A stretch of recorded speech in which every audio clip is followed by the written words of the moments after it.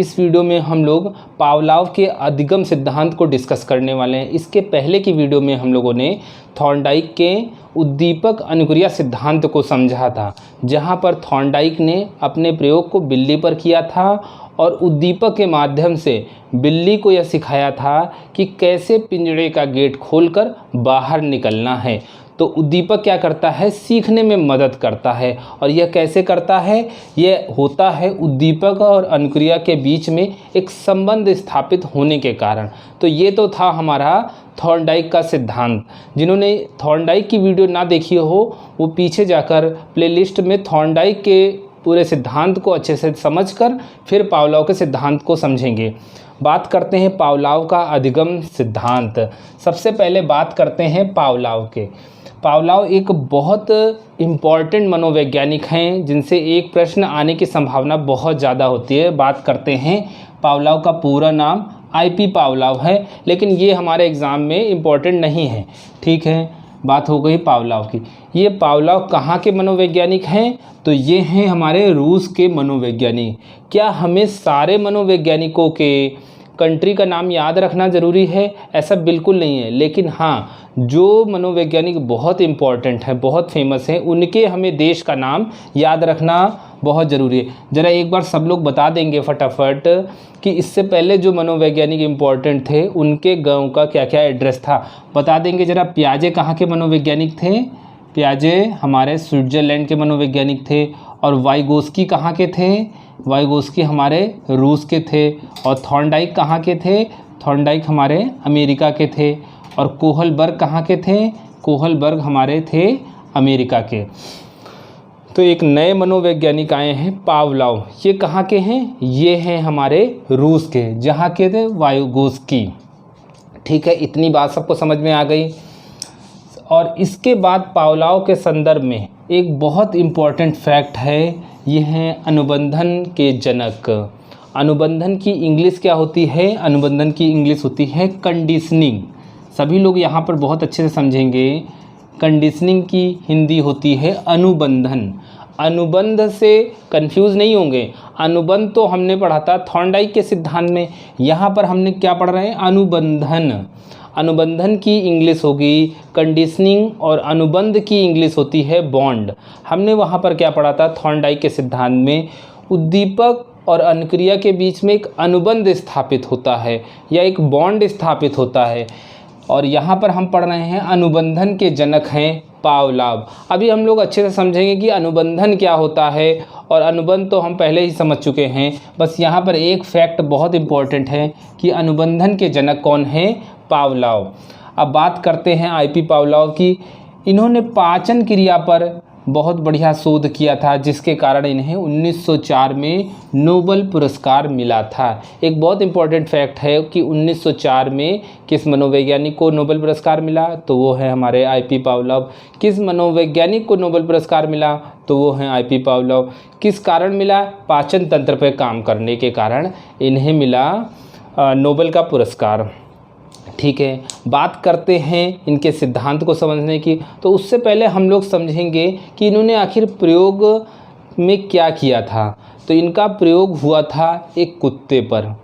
Thorndike ने किस पे प्रयोग किया था? बिल्ली पर। पावलोव ने किस पे प्रयोग किया था? कुत्ते पर।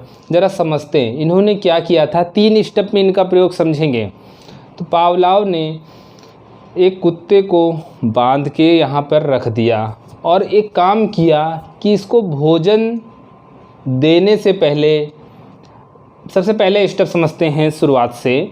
सबसे पहले जब कुत्ते को इन्होंने बांध दिया था और वो कुत्ते के सामने जैसे ही भोजन रखते थे तो कुत्ता क्या करता था? अपनी लार गिराने लगता था। ठीक है, ये पहली घटना हुई। पहली घटना क्या हुई कि ये भोजन देते थे कुत्ते को, तो कुत्ता भोजन को देखते ही लार गिराने लगता था। स्टेप नंबर 1 बहुत ही नॉर्मल चीज़ है, कहीं से कुछ समझने की ज़्यादा ज़रूरत है नहीं। पहला स्टेप है कि भाई भोजन देंगे, कुत्ता लार गिराने लगेगा। B नंबर स्टेप में देखते हैं कि इन्होंने कुत्ते को भोजन देने से पहले एक घंटी बजाई। क्या की? घंटी बजाई। घंटी बजाई और भोजन दिया तो क्या लार गिरेगी? हाँ, बिल्कुल लार गिरेगी।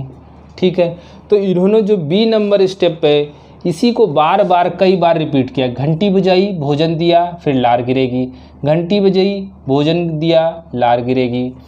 ठीक है, फिर इन्होंने तीसरे नंबर पे एक और प्रयोग किया कि अब कि इन्होंने भोजन दिया ही नहीं, केवल घंटी बजाई और भोजन नहीं दिया, तो आश्चर्यचकित रूप से एक घटना हुई कि केवल लार गिरी। ठीक है, क्या इतना प्रयोग सब लोग समझ रहे हैं? अभी हमें केवल ये 3 स्टेप समझना। पहला स्टेप था भोजन दिया, लार गिरी। दूसरा स्टेप था घंटी बजी, भोजन दिया और लार गिरी।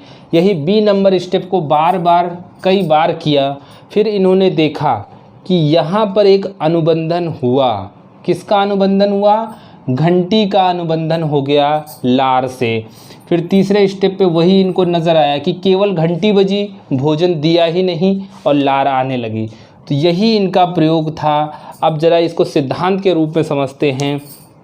तो हमारे एग्ज़ाम पॉइंट ऑफ व्यू से केवल इतना ही इम्पोर्टेंट है कि पावलोव ने अपना प्रयोग किस पर किया? वो किया कुत्ते पर। ठीक है, जैसे जो जो फैक्ट हमारे एग्ज़ाम पॉइंट ऑफ व्यू से इम्पोर्टेंट है हम लोग सबको समझते हुए चले जाएंगे। बात करते हैं सिद्धांत की। तो सिद्धांत को समझने से पहले ज़रा एक बहुत इम्पोर्टेंट बात है, ज़रा उसको समझते हैं, जो हमने ऊपर डिस्कस किया था, अनुबंधन। अनुबंधन की इंग्लिश सभी बच्चे याद कर लेंगे। अनुबंधन की इंग्लिश क्या होगी? होगी कंडीशनिंग। कहीं किसी को कोई कन्फ्यूज़न? बिल्कुल नहीं। कंडीशनिंग अगर आया शब्द तो इसकी हिंदी क्या होगी? अनुबंधन। क्या कोई बच्चा अनुबंध से अनुबंधन को रिलेट कर लेगा? बिल्कुल नहीं। अनुबंधन अलग चीज़ है, अनुबंध अलग चीज़ है। अनुबंध की इंग्लिश बॉन्ड होगी, अनुबंधन की इंग्लिश कंडीशनिंग होगी। अनुबंध हमने पढ़ा था, हमने थॉर्नडाइक में पढ़ा था। देखते हैं, दोनों चीज़ों को हम लोग यहीं पर बहुत इत्मीनान से समझ लेंगे। देखिए, उद्दीपक है, अनुक्रिया है। यही बात तो हमने थॉर्नडाइक के सिद्धांत में भी देखी थी कि वहाँ पर भी उद्दीपक था और अनुक्रिया थी। कोई भी प्राणी उद्दीपक को देखता है और अनुक्रिया करने लगता है। तो थॉर्नडाइक में हमने क्या पढ़ा था? इन दोनों के बीच में एक संबंध बन जाता है। उसी संबंध के कारण बालक का ज्ञान बढ़ जाता है या अधिगम की प्राप्ति हो जाती है। लेकिन अनुबंधन क्या होता है? अनुबंधन होता है पुनरावृत्ति से स्थापित अनुकूलन, अनुबंधन कहलाता है। पुनरावृत्ति से स्थापित अनुकूलन अनुबंधन कहलाता है। मतलब कि कोई भी उद्दीपक एक प्राणी देख रहा है और बार बार कोई अनुक्रिया कर रहा है। क्या कर रहा है? बार बार पुनरावृत्ति हो रही है किसी भी क्रिया की, और इतनी ज़्यादा पुनरावृत्ति हुई कि वह प्राणी के स्वभाव में पूरी तरह से घुल जाए ऐसा व्यवहार। तो ऐसा व्यवहार अगर घुल जाएगा तो इसी को तो अनुकूलन कहा गया है। जब घुल जाएगा तो उसे क्या कहा जाएगा? अनुबंधन कहा जाएगा। जैसे अनुबंधन कहाँ हुआ था? जैसे कुत्ते के दिमाग में पूरी तरह से घंटी जो है वो अनुबंधित हो गई, घंटी बजते ही उसके लार आने लगी। वास्तव में लार केवल भोजन से आनी चाहिए थी, लेकिन घंटी और भोजन दोनों एक साथ इतनी बार बजी कि ये पुनरावृत्ति होते होते इसका अनुकूलन हो गया, जिसके कारण केवल घंटी बजने से ही कुत्ते के मुंह से लार आने लगी। तो वहाँ पर क्या हुआ? अनुबंधन। क्या इतनी बात समझ गए सारे बच्चे? ठीक है, बस इतनी सी परिभाषा हम लोग याद रखेंगे कि साहचर्य या फिर पुनरावृत्ति से स्थापित अनुकूलन, पुनरावृत्ति से स्थापित अनुकूलन अनुबंधन कहलाता है। बहुत छोटी सी परिभाषा है। पुनरावृत्ति से स्थापित अनुकूलन अनुबंधन कहलाता है। और थॉर्नडाइक में हमने क्या पढ़ा था? अनुबंध पढ़ा था। सॉरी, थॉर्नडाइक में हमने पढ़ा था उद्दीपक और अनुक्रिया के बीच के संबंध को अनुबंध कहते हैं। तो अनुबंध एकदम अलग है और अनुबंधन अलग है। अब बात करते हैं इनके सिद्धांत में जो और फैक्ट पूछे जाते हैं कि वो जहाँ जहाँ से फैक्ट पूछे जाते हैं उन सारी चीज़ों को हम लोग अच्छे से समझते हैं। सबसे पहले देखिए, ये 3 बातें हैं, इनको अच्छे से समझना है। तो इनको समझने के लिए ज़रा कुछ हम लोग क्या नाम है, पावलोव जी ने कुछ कोड दिए थे, जरा उनको अच्छे से समझ लेते हैं। यहाँ पर हमने लिखा है स्वाभाविक उद्दीपक, स्वाभाविक प्रतिक्रिया, जरा ध्यान देंगे। स्वाभाविक उद्दीपक, स्वाभाविक प्रतिक्रिया, कृत्रिम उद्दीपक, स्वाभाविक उद्दीपक, स्वाभाविक प्रतिक्रिया। ठीक है, इसको भी अच्छे से समझ लेंगे। कृत्रिम उद्दीपक, कृत्रिम प्रतिक्रिया, ये सब क्या लिखा है अभी इसको बहुत अच्छे समझते हैं। ज़रा यहाँ पर एक कोड दिया है, बहुत सारे टीचर ये सब समझाते हैं, तो हमने भी कहा कि ये जो थोड़ा सा इम्पॉर्टेंट है लेकिन हमारे एग्ज़ाम में पूछा जा सकता है, हो सकता है किसी बड़े कंपटीशन में पूछा जाए, तो हम लोग कुछ छोड़ेंगे नहीं अपने कंपटीशन के हिसाब से। हमें क्या, हमें टॉपर बनाने हैं अपनी क्लास के बच्चों को। तो सबसे पहले ये यहाँ पर लिखा है UCS, क्या लिखा है UCS, और ये लिखा है UCR, ये लिखा है CS, और ये लिखा है CR। ठीक है, एक एक करके सबको पढ़ते हैं। UCS लिखा है अनकंडीशनड स्टिमुलस। ठीक है, स्टिमुलस की हिंदी क्या होगी? स्टिमुलस की हिंदी हमने समझी थी उद्दीपक होती है। अनकंडीशनड स्टिमुलस, इसका मतलब होता है स्वाभाविक उद्दीपक। ठीक है, यानी कि कोई कंडीशन नहीं है, अनुबंधित उद्दीपक।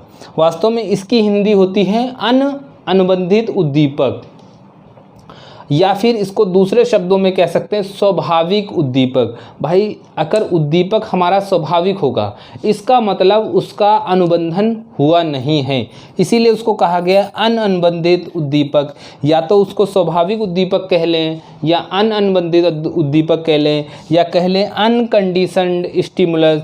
और वो होता क्या है? वो होता है हमारा भोजन। भोजन क्या है? वो कोई ऐसा उद्दीपक नहीं है जिसका अनुबंधन करना पड़ेगा, वो एक स्वाभाविक उद्दीपक है। उसको देखकर प्राणी प्रतिक्रिया करेगा, अनुक्रिया करेगा। तो UCS का मतलब हम लोग समझ गए ना, अनकंडीशनड स्टिमुलस, या फिर स्वाभाविक उद्दीपक, या अनुबंधित उद्दीपक, या फिर भोजन। सारी बातें एक ही हैं, अलग अलग किताबों में अलग अलग चीज़ें प्रयोग करते हैं। हमने सारी लिख दी ताकि हमारा बच्चा कहीं कंफ्यूज ना हो। अगला पॉइंट देखते हैं, UCR अनकंडीशनड रिस्पॉन्स, या फिर अनुबंधित अनुक्रिया, कहीं से कोई दिक्कत नहीं। स्वाभाविक अनुक्रिया, उसी बात को स्वाभाविक अनुक्रिया कह दिया। लार क्या है? लार भोजन को देखते ही कुत्ते की लार आने लगती है, तो ये क्या है? Unconditioned response. ठीक है, स्वाभाविक अनुक्रिया, बहुत आसान सी बात है। अगली बात CS यानी कि कंडीशनड स्टिमुलस। अब ऐसा स्टिमुलस यानी कि ऐसा उद्दीपक जिसका अनुबंधन किया जाए, यानी कि अनुबंधित उद्दीपक। क्या इतनी बात सब लोग समझ रहे हैं? अभी केवल हम उसके शॉर्ट फॉर्म के कोड बता रहे हैं, अभी हमने कुछ समझाना नहीं स्टार्ट किया है। CS का मतलब हो गया कंडीशनड स्टिमुलस, यानी कि अनुबंधित उद्दीपक, या फिर इसको कह सकते हैं कृत्रिम उद्दीपक, जैसे कि घंटी। हमने अपने प्रयोग में देखा था ना, अभी हम लोग फिर से समझते हैं। CR का मतलब कंडीशनड रिस्पॉन्स, यानी कि अनुबंधित अनुक्रिया, यानी कि कृत्रिम प्रतिक्रिया, या फिर लार। अब पूरी बात को जरा समझते हैं इसके माध्यम से। अगर हमने ये समीकरण समझ लिए तो इसका मतलब हमने सब कुछ समझ लिया। सॉरी। बात करते हैं सबसे पहले भोजन। भोजन कोई प्राणी या फिर कुत्ता देखेगा, तो कुत्ते ने भोजन देखा और उसकी लार निकली, कहीं से कोई दिक्कत। भोजन को देखा, लार निकली, ये तो स्वाभाविक है। तो भोजन क्या है हमारा? अच्छा, ये भी हम जानते हैं, भोजन हमारा है स्वाभाविक उद्दीपक। ये देखिए, भोजन क्या है? स्वाभाविक उद्दीपक। अगर हमारे पास ये डेटा ना रहे तब भी क्या हम लिख नहीं पाएंगे क्या? भोजन तो होता है हमारा स्वाभाविक उद्दीपक, और भोजन का किसी भी प्रकार से अनुबंधन किया नहीं। अगर हमें ये लिखना है तो हम लिख सकते हैं अनुबंधित उद्दीपक। क्या अगर हम स्वाभाविक उद्दीपक हटा दें तो क्या हम अनुबंधित उद्दीपक लिख सकते हैं? बिल्कुल लिख सकते हैं। और यहाँ पर हमने क्या लिखा? स्वाभाविक प्रतिक्रिया। भोजन को देखकर स्वाभाविक प्रतिक्रिया लार आती है, तो यहाँ हमने लिख दिया स्वाभाविक प्रतिक्रिया। अगर हम यहाँ पर लिखना चाहें भोजन के नीचे, क्या हम UCS लिख सकते हैं, यानी कि अनकंडीशनड स्टिमुलस, और यहाँ हम लिख सकते हैं UCR लिख सकते हैं क्या? बिल्कुल लिख सकते हैं। चाहे तो हम लोग यहाँ पे UCS लिख दें और यहाँ पर लिख दें UCR। किसी को कोई कन्फ्यूज़न? बिल्कुल नहीं। पहला समीकरण सबने समझ लिया। बात करते हैं दूसरे समीकरण की। तो पावलोव ने अपने प्रयोग में क्या किया था, भोजन देने के पहले यहाँ पर देखिए घंटी बजा देते थे। 2 सेकंड पहले एक घंटी बजा देते थे। तो घंटी यहाँ पर देखिए, यहाँ पर लिख दिया घंटी। अब घंटी बजा दिया तो घंटी तो एक प्रकार से कृत्रिम उद्दीपक है। ये तो अब आप लोग सब लोग जानते हैं। घंटी वास्तव में बजाएंगे तो उससे तो कुत्ते पर कोई फ़र्क नहीं पड़ा, लेकिन फ़र्क कब पड़ता है, जब घंटी के तुरंत बाद भोजन देते थे और फिर स्वाभाविक प्रतिक्रिया आती थी। तो यही क्रिया अगर बार बार करते चले गए तब वास्तव में ये कृत्रिम उद्दीपक कुछ अलग सा काम कर जाता था। तो अभी केवल हम लोग समीकरण नंबर बी को समझ रहे हैं। घंटी प्लस भोजन, घंटी बजाई, भोजन दिया और क्या हुआ, लार आ गई। घंटी बजाई, भोजन दिया और लार आ गई। बस इतना हमने लिख दिया। अच्छा, इसके नीचे क्या लिखा हमने, घंटी हमारी कृत्रिम उद्दीपक है। ये तो हम लोग सब लोग समझ गए हैं। ठीक है, घंटी हमारी कृत्रिम उद्दीपक हमने यहाँ पर लिख दी। और यहाँ पर भोजन हमारा स्वाभाविक उद्दीपक है, ये भी हम जानते थे, तो ये भी हमने लिख दिया। लार क्या है, हमारा स्वाभाविक प्रतिक्रिया है, ये भी हम जानते थे। अच्छा, एक बात बताइए, अगर यहाँ पर कृत्रिम उद्दीपक है घंटी और यहाँ पर हमने देखा कृत्रिम उद्दीपक है घंटी, अगर हम चाहें, अगर हम यहाँ पर CS इसको लिख दें कंडीशनड स्टिमुलस, तो क्या किसी को कोई समस्या होगी क्या? कृत्रिम उद्दीपक घंटी को हमने कंडीशनड स्टिमुलस लिख दिया। ऐसा हमने अगर लिखा तो उसका कारण जानते हैं क्या है? क्योंकि घंटी का हम लोग अनुबंधन करना चाहते थे कि घंटी का ऐसा अनुबंधन अनुक्रिया से हो जाए, लार से हो जाए, ताकि कि जो कुत्ता है वो अगर उद्दीपक को ना भी देखे, स्वाभाविक उद्दीपक को ना भी देखे, तब भी वो उसी प्रकार का रिस्पॉन्स करे। हम किसका अनुबंधन करना चाहते थे? हम घंटी का अनुबंधन करना चाहते थे। इसीलिए घंटी को कहा गया है कंडीशनड स्टिमुलस। तो घंटी की जगह हमने लिख दिया CS। क्या हम लिख सकते हैं? अगर हमने लिख लिया और आप लोग को ये बात समझ में आ गई तो इसका मतलब आप लोग पूरी बात समझ रहे हैं। तो भोजन क्या था? भोजन तो हमारा था ही अनकंडीशनड स्टिमुलस, UCS पहले ही हमने लिख लिया था। और यहाँ हम क्या लिख लेंगे? यहाँ हम लिख सकते हैं UCR, यानी कि अनकंडीशनड रिस्पॉन्स। कोई दिक्कत बिल्कुल नहीं है। देखिए यहाँ से हमने लिख दिया। और अगले समीकरण में हमने क्या किया, भोजन को हटा दिया, केवल घंटी बजाई। तो घंटी क्या है? कृत्रिम उद्दीपक, हम पहले ही जानते हैं। अच्छा, उसके पहले ज़रा देख लेते हैं, अगर हमने केवल घंटी बजाई, भोजन को हटा दिया, तब भी क्या आई, एक्सपेरिमेंट में लार फिर भी आने लगी थी कुत्ते की। तो हमने तीसरे समीकरण में लिखा घंटी बजी और केवल लार आई, भोजन को हटा दिया हमने। किसी को कोई समस्या? बिल्कुल नहीं। अब घंटी क्या थी? घंटी हमारी थी कृत्रिम उद्दीपक, ये तो हम लोग समझ गए थे। इसको हम लोग CS लिख सकते हैं ना, कंडीशनड रिस्पॉन्स। अब उसके बाद लार निकली। लार अब तक क्या थी? लार जब भोजन के साथ चली तो वास्तव में वो थी अनकंडीशनड रिस्पॉन्स, लेकिन अब वो केवल घंटी के साथ आई। इसका मतलब ये जो लार है ये कंडीशनड लार होगी, यानी कि ये UCR ना होके ये हो जाएगी हमारी CR। ये चौथे नंबर पे जो है कंडीशनड रिस्पॉन्स होगी CR। यहाँ पर ध्यान रखने वाली बात क्या है कि जो लार है तीसरे स्टेप में है, वो क्या है? वो स्वाभाविक प्रतिक्रिया नहीं है, वो है कृत्रिम प्रतिक्रिया। क्या इतनी बात सब लोग समझ गए? क्योंकि ये कृत्रिम प्रतिक्रिया कैसे हो गई? क्योंकि ये केवल घंटी से ही आ रही है। इतनी बात सब लोग समझ गए? हमें बस ये 3 समीकरण आप लोग अगर अपने मन से लिख लेंगे तो इसका मतलब आप लोग पूरी बात को समझ रहे हैं। भोजन दिया, लार आई, भोजन दिया, लार आई, घंटी बजाई, भोजन दिया, फिर लार आई। अब तीसरे नंबर पे भोजन हटा दिया, घंटी आई, फिर भी लार आई। ये समीकरण तो आप लोग लिख लेंगे। उसके नीचे भोजन के नीचे स्वाभाविक उद्दीपक, स्वाभाविक प्रतिक्रिया, कृत्रिम उद्दीपक, स्वाभाविक उद्दीपक, स्वाभाविक प्रतिक्रिया। अब यहाँ पर कृत्रिम उद्दीपक था तो प्रतिक्रिया कैसे होगी? कृत्रिम प्रतिक्रिया होगी। इसको ज़रा अच्छे से समझेंगे, हमारे प्रश्न यहीं पर बन के आएंगे। एक आध क्वेश्चन हम बनाते हैं जो हमारे एग्ज़ाम पॉइंट ऑफ व्यू में इम्पॉर्टेंट हैं।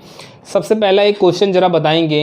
एग्ज़ाम में पूछा गया था कि जो लार बनती है घंटी के साथ, जब घंटी बजती है और भोजन नहीं दिया जाता और केवल लार आती है, वो हमारा कैसा रिस्पॉन्स है।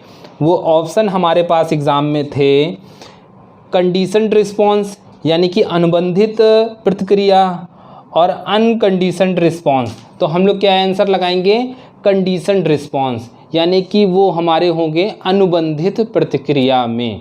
दूसरा क्वेश्चन है, पावलोव ने अपना प्रयोग किस पे किया था, कुत्ते पर किया था। ठीक है, पावलोव कहाँ के मनोवैज्ञानिक थे, पावलोव हमारे रूस के मनोवैज्ञानिक थे। और प्रश्न बनता है, अनुबंधन के जनक कौन थे, अनुबंधन के जनक हमारे पावलोव थे। अच्छा, अब इस सिद्धांत को कुछ और अन्य नामों से जानते हैं। बाकी जगह जो पढ़ते हैं बच्चे तो उनको अन्य नाम याद करने में बहुत समस्या होती है, लेकिन अभी देखिए हम लोग कैसे अन्य नामों को अपने आप याद कर लेंगे और हमें समझ में आ जाएगा। सॉरी, ज़रा बात करते हैं। ये रहे हमारे इतने सारे अन्य नाम, एक एक करके सारे अन्य नामों को देखते हैं और देखते हैं कि कोई अन्य नाम को हमको याद करने में मेहनत करनी पड़ेगी क्या। अब हमने देखा इस पूरे सिद्धांत में जो सबसे बड़ी चीज़ हम लोग सीख के आए वो है अनुबंधन। ठीक है, इतनी तो बात आप लोग समझ रहे हैं कि इस पूरे सिद्धांत में जो सबसे बड़ी चीज़ निकल के आई पावलोव ने, वो निकाली थी अनुबंधन। उन्होंने क्या किया, कृत्रिम उद्दीपक का उन्होंने अनुबंधन कर दिया था और क्या हुआ था, कृत्रिम रिस्पॉन्स या फिर अनुबंधित रिस्पॉन्स आ गया था। ठीक है, तो इसको अगर हम लोग कह दें अनुबंधन का सिद्धांत तो किसी को कोई समस्या होगी क्या, बिल्कुल नहीं होगी। अनुबंधन सिद्धांत कह दिया तो किसी को कोई समस्या नहीं होगी। उसके बाद थोड़ी देर बाद हमने कह दिया अनुबंधन सिद्धांत नहीं, ये प्राचीन अनुबंधन सिद्धांत है। तो आपने कहा अच्छा सर जी ठीक है, चलो प्राचीन अनुबंधन सिद्धांत मान लिया। फिर थोड़ी देर बाद हमने कह दिया प्राचीन नहीं, शास्त्रीय अनुबंधन सिद्धांत है, क्योंकि प्राचीन तो संगीत होता है, तो हमने कह दिया शास्त्रीय अनुबंधन सिद्धांत है। तो हमने कह दिया, तो आप लोगों ने कहा सर जी कोई समस्या नहीं है, अनुबंधन तो है, हम एग्ज़ाम में अनुबंधन देख के आंसर टिक कर लेंगे। हमने कहा वेरी गुड, अनुबंधन सिद्धांत यहाँ पे भी है, यहाँ तीनों में है। ठीक है, अब यहाँ पर शास्त्रीय अनुबंधन हमने समझा था, तो हमने एक और पॉइंट बता दिया कि इसका एक और नाम है शरीर शास्त्रीय सिद्धांत। अब आपने देखा था शास्त्रीय अनुबंधन था तो शरीर शास्त्रीय सिद्धांत कह दिया, कहीं कोई समस्या नहीं। अच्छा, इसका एक और नाम है टाइप एस सिद्धांत। ऐसा क्यों कहा गया है, टाइप एस सिद्धांत इसलिए कहा गया है कि इसमें जो अनुबंधन होता है वो अनुबंधन होता है उद्दीपक का। ठीक है, किसका, इसमें जो सारी इम्पोर्टेंस है वो किसकी होती है, उद्दीपक की। तो इस सिद्धांत को कहा गया है टाइप एस सिद्धांत। एस से क्या बनता है, स्टिमुलस। ठीक है, अच्छा इसके पहले हमने क्या पढ़ा था, इसके पहले थॉर्नडाइक में हमने क्या पढ़ा था, थॉर्नडाइक के सिद्धांत को क्या कहा गया, SR स्टिमुलस रिस्पॉन्स थ्योरी। ठीक है, अगर पूछा गया एग्ज़ाम में SR थ्योरी के प्रतिपादक कौन हैं तो थॉर्नडाइक होंगे। अगर टाइप एस सिद्धांत के प्रतिपादक कौन हैं पूछा गया तो कौन होंगे, पावलोव होंगे। तो क्या हम लोग इतनी बात समझ गए, टाइप एस सिद्धांत में क्या आएगा, पावलोव। अच्छा, एक और नाम है अनुकूलित अनुक्रिया सिद्धांत। ठीक है, अनुक्रिया को हम लोग समझ गए, रिस्पॉन्स अनुकूलित। ये अनुकूलित वर्ड एक तरह से समझेंगे, अनुकूलित वर्ड एक तरह से अनुबंधन से ही निकल के, अनुबंधन या अनुकूलित। ठीक है, तो अनुकूलित अनुक्रिया सिद्धांत कौन सा सिद्धांत होगा, ये भी हमारा हो जाएगा पावलोव का सिद्धांत। ठीक है, तो एक और नाम है अनुकूलित अनुक्रिया सिद्धांत। ठीक है, अब अच्छा इसको शॉर्ट में कहा गया है कंडीशनड रिस्पॉन्स थ्योरी। सी से क्या बना, कंडीशनड, आर से क्या, रिस्पॉन्स और थ्योरी, तो CR थ्योरी। CR थ्योरी के प्रतिपादक कौन है? पावलोव। S टाइप सिद्धांत के प्रतिपादक कौन है? पावलोव। SR सिद्धांत के प्रतिपादक कौन है? थॉर्नडाइक। अच्छा, संबंधवाद सिद्धांत किसने दिया था? संबंधवाद सिद्धांत दिया था थॉर्नडाइक ने, क्योंकि वहाँ पर हमने बताया था उद्दीपक और अनुक्रिया के बीच में संबंध बना था। ठीक है। सहचर्यवाद के सिद्धांत के प्रतिपादक कौन हैं? वो थे हमारे थॉर्नडाइक। और संयोजनवाद के सिद्धांत के प्रतिपादक कौन हैं? वो भी थे हमारे थॉर्नडाइक। ठीक है। अच्छा, तो ये हो गया हमारा पावलोव का अधिगम का सिद्धांत। तो इतनी बात हम लोगों ने देखी और हमने पूरे पावलोव के सिद्धांत को बहुत अच्छे से समझ लिया। इसी से हमारे सारे क्वेश्चन सॉल्व हो जाएंगे। वीडियो अच्छी लगी है तो आप लोग प्लीज़ चैनल को सब्सक्राइब कर दीजिए और वीडियो को ज़्यादा से ज़्यादा शेयर कर दीजिए।